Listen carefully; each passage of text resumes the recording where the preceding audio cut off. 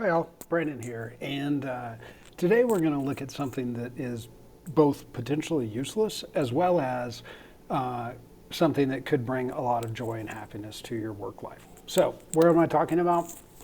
All right, so in Google Sheets, we all know that you can do drop downs, right? So I've got a sheet up here.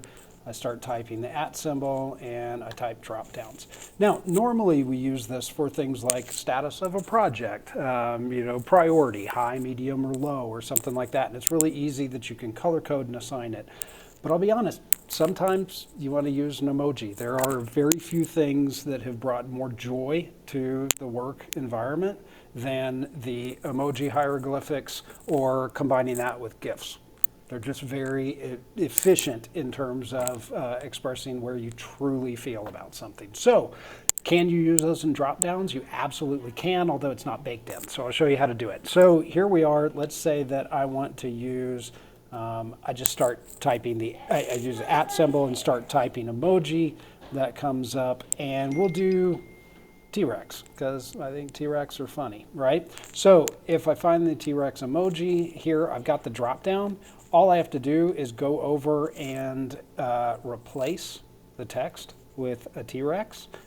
You can even color code it. So we're going to go with a red T-Rex if that's the case, and I'll move myself up. And then we'll go in here and we'll go for another, let's see, at emoji, and we'll go for how about oh wait, there we go, crutch. How about that? So we've got a crutch.